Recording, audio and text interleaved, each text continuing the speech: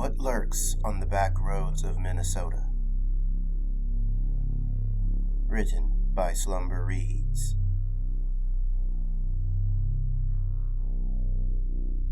Stories of skinwalkers, Bigfoot, and many other mythical beings seem to be a hot topic when it comes to scary stories. There seems to be tales to share no matter where in the United States you reside in. I live in northern Minnesota. Although we have some myths such as the Iceman, the Mystery Monster, and even Wendigos, I have always chalked these up to nothing more than stories. I mean, why would I believe otherwise? I didn't even believe in ghosts. I thought it was all a bunch of mumbo-jumbo made up to keep people on their toes. Perhaps just ancient tales to keep people from trespassing or making bad decisions, such as camping alone.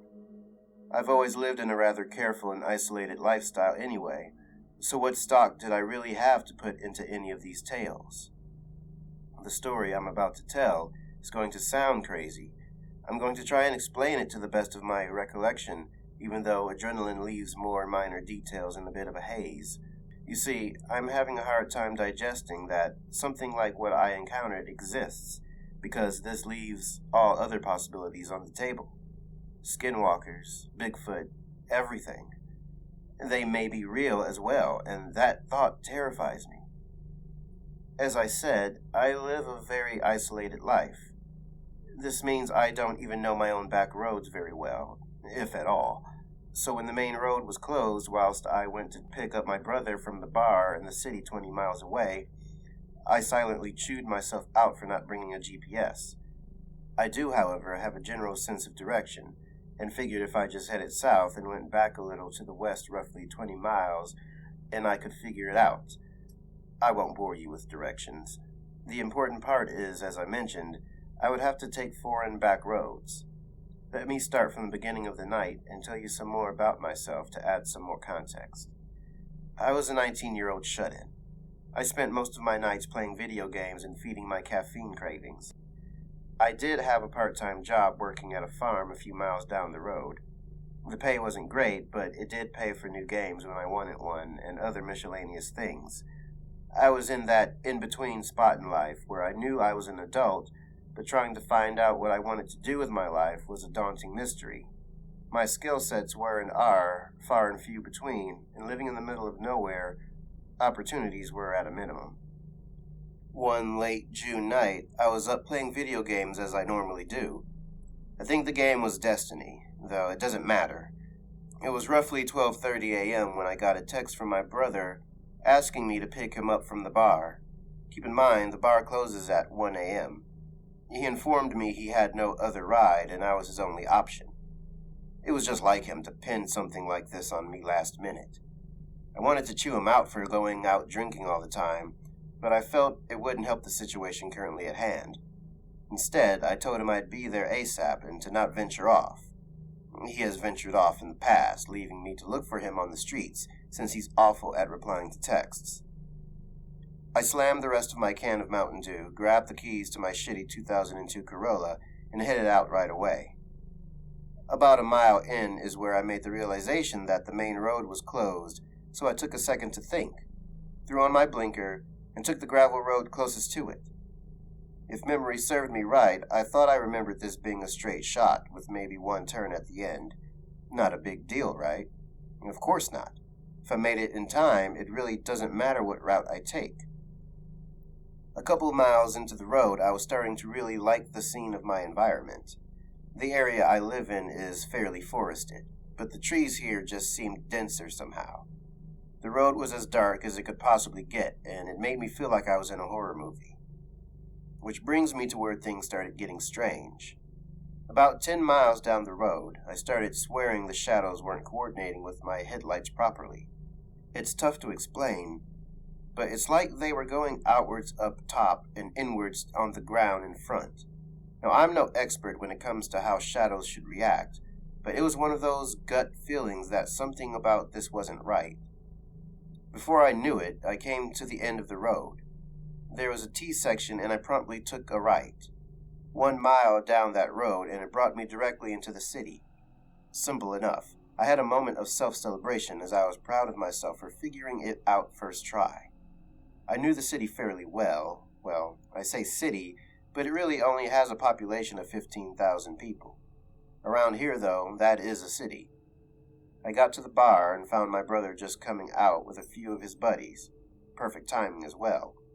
I pulled in, hitting the curb as I did so, making it sound like my car was going to fall into pieces.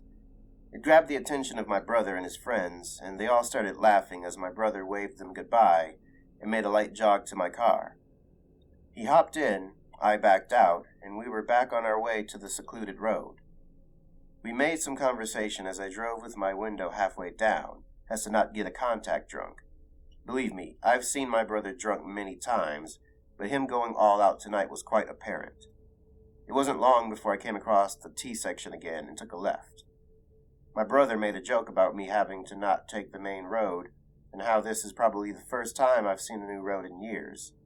I would have made a joke back, but I knew he was right. A couple miles in, I start noticing the shadows again. Brushing it off as nothing was my plan, but then my brother spoke up. "Something seem off to you?" he said. I was a bit taken aback, wondering if he was noticing the same thing I was. I responded with, "What do you mean?" He sat up a bit, surveying the shadows above us as he leaned forward. "Maybe I've had too much to drink." At this point, my curiosity was piqued. "No, come on. What's on your mind, bro?" "I don't know. These shadows just seem off to me." My suspicion was correct. It couldn't be a coincidence that we both noticed the same thing. He started shuffling around, looking more and more uneasy. "We should turn around," he said. This was an odd request. I mean, I'm sure there are many other routes we could take. At this point, though, we were about 5 miles into the stretch. It seemed like a waste of time to do so. Odd shadows can't hurt us, right?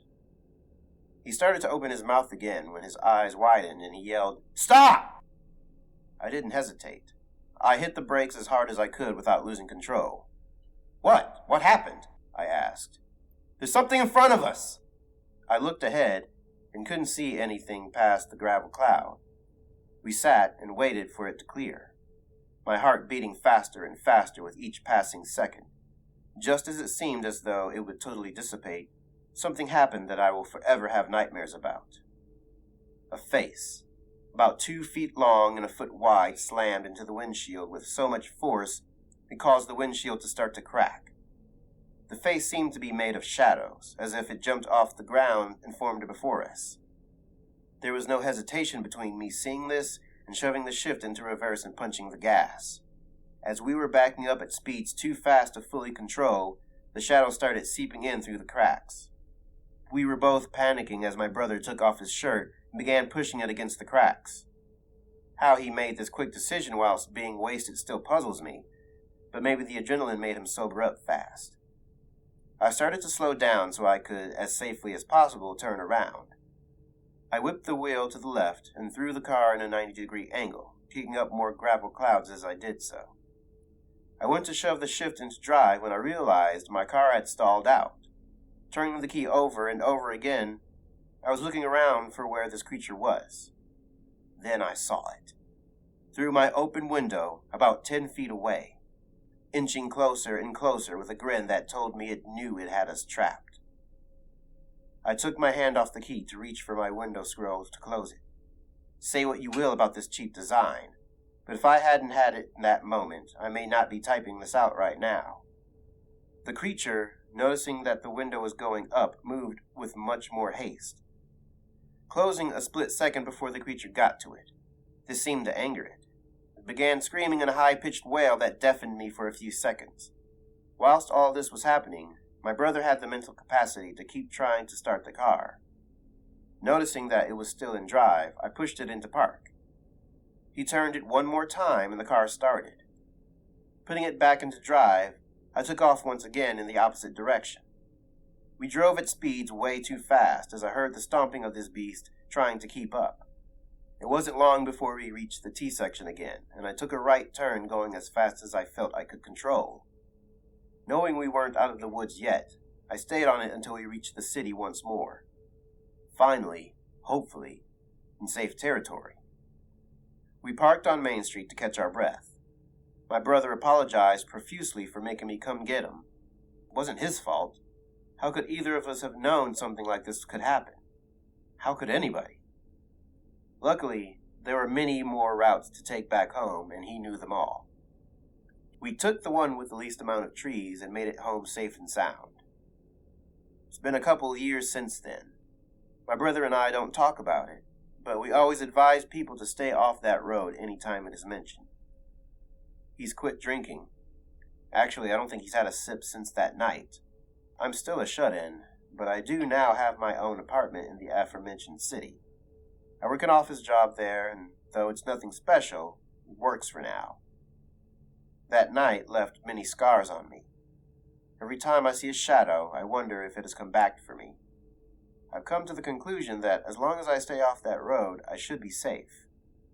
There have been a few disappearances in the area over the last year or so, and I think it is directly linked. As for wendigos and other things of the like, I now believe they could be out there. I still don't know what that creature was. A demon? A superpowered shadow person? Perhaps something else? It's tough to say.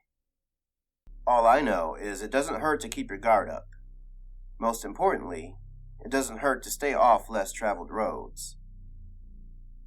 What bothers me more than anything is not knowing if the shadows in the corners of my room at night are just shadows, or perhaps something more malevolent, waiting for its opportunity to strike once again.